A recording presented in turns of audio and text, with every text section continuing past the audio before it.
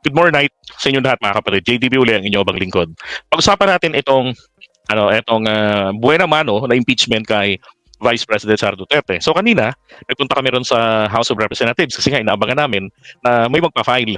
And apparently, ito pong buena mano, sabi sa amin, nakaplano talaga. Hindi po natuloy yung filing kanina apparently. Maging yung mga taga-media kami tinatanong, mga vloggers kasi nauuna raw kami sa balita.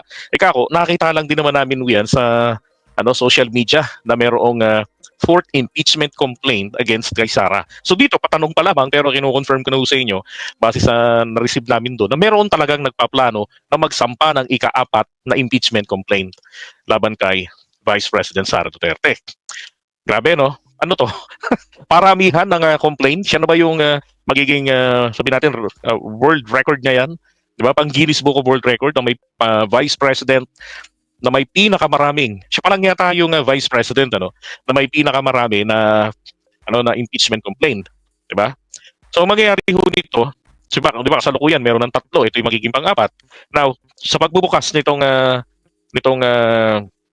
sesyon uli nitong kongreso, then palagay ko naman ho, yung apat na yan ay pagsasabay-sabay na yan kasi dadalhin yan, i-refer yan ng Secretary General ng House sa opisina ni Speaker Martin and then i-refer yan sa House Committee, diba? Doon sa Justice para tignan nila kung yan ay sufficient in form and sufficient in substance. So kapag ka may kwenta at dahil po yan ay apat, again, ulitin ko lang sa inyo, meron na silang precedents para hindi ho kayo magulat kung sakaling alin man dito mangyari.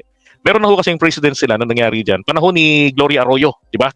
So itong si dating Imelda Marcos lawyer, si Oliver Lozano, ang lagi ho nagsasampa ng mga hilaw na impeachment complaint laban kay Gloria Arroyo.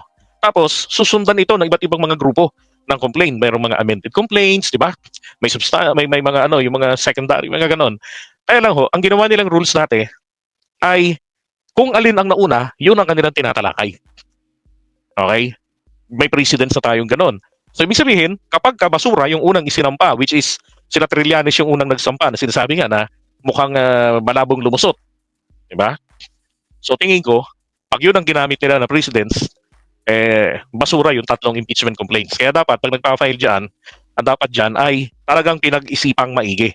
Pinulido talaga. Now, kung ang gagawin naman nila ay, kasi depende sa kanila yan depende yan sa kanila, ay pinairal nila na etong impeachment complaints na to, yung mga magkakapareho ng grounds na ginagamit ay pag-iisahin na lamang ito into one. Diba? So ilan yung mga grounds ng impeachment na mga naisampa na.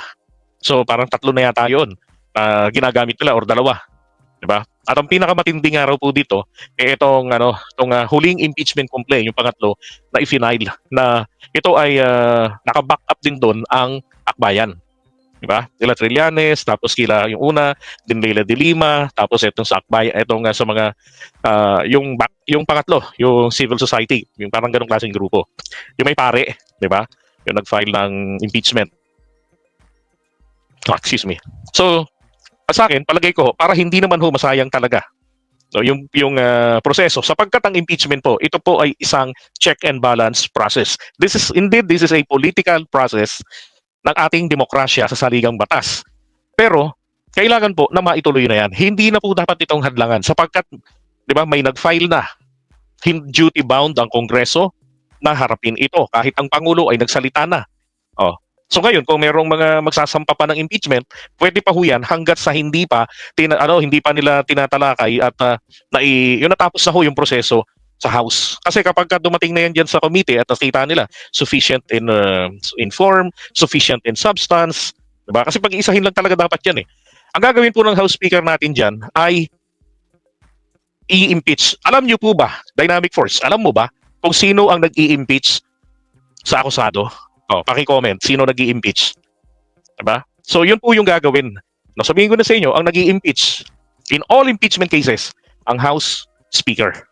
Ano ba ibig sabihin ng impeachment? Ibig sabihin po ng impeachment, mula sa salitang impeach, aakusahan niya ni SMR. Baka maulol na naman yung mga Rabi DDS na sabihin, nakikisawsaw. Hindi ho, talagang symbolically, Nagdi-deliver yan ng kanyang speech at sasabihin niyang, inaakusahan ko si Vice President Sara Duterte base sa articles of impeachment, blah, blah, blah, yung mga sinampa sa amin. And then, dadalhin niya na yan dyan sa Senado. Ang Senado ngayon ang magpoproseso ng akusasyon laban kay Sara at ng kanyang depensa para sa kanyang sarili. Kung dapat ba siyang manatili pa sa pwesto o dapat na ba siyang masipa. Diba? Ngayon, kung nagtatanong ang iba sa inyo, na pagkatapos ba nun may kulong, ang sagot ko po, definitely, wala. Wala hong kulong ang impeachment. Okay, wala ho. Ang may kulong po dyan, yung nga tinatanong ko sa mga iglesia ni Cristo, kayo po ba ay pabor sa prosesong legal na masampahan si Sara ng mga kasong pandarambong sa kabangyaman ng bansa? Yun ang talagang may kulong at walang piyansa. Diba? Ganon. Pero itong pang-apat na to, sabi is within this week, itong complaint na to na maipafile. So aabangan po natin ito. Okay? Grabe, pang record holder si Sara. Ay, nako. So abangan natin dito because this is very challenging kung ano yung gagawin ni Speaker Martin Romualdez. Hindi katulad kasi nung kay Gloria Arroyo na nung panahon niya, yung House Speaker niya, yun at yun lang din naman. Diba? Tapos anong nangyari? Yung prosesong ginagawa nila, kung ano yung nauna, yun ang ina-entertain nila. The rest, basura agad. Binabasura na lang. Kaya maraming nangyayari noon na laging kailangan merong karirahan sa pagpa-file ng impeachment. So, maagang-maaga pa, file na. Kaya lang, kapag kahilaw yung ipa-file, di ba? As long as makompleto mo lang yung mga attachments, lahat-lahat, then, pwede na. Ganon yung ginagawa nila noon. Kaya lang, nababasura. Pagdating dun sa, nababasura yun yung laban kay Gloria noon, pagdating dun sa is it sufficient in form and substance? Sufficient in form, yung substance. Wala. Madalas doon nadidisgrasya. Okay, pero sana ngayon, bigyan ng merito lahat. Diba? Yung mga dapat na ibasura ng parte, huwag nang isama. Kung hindi, pag-isahin, lahat ng mga talagang may basihan, lahat ng mga pasok sa baga, diba? Para tumayo sa korte, dapat i-compile nila as one case. Ganon. And then saka i-impeach, dalhin sa Senate, then ang Senado, then magde-decide yan. Diba? At sana naman, pairali nila ang hustisya base sa mga ebidensya na ipipresenta sa kanila ng prosecution. At wala hong iba kung hindi itong House of Representatives ang magiging mga prosecutors. Diba? Kaya napakahalaga po na ma-re-elect muli itong mga House members na naging bahagi ng mga pagdinig diyan sa mga kaso na gagamitin laban kay VP Sara.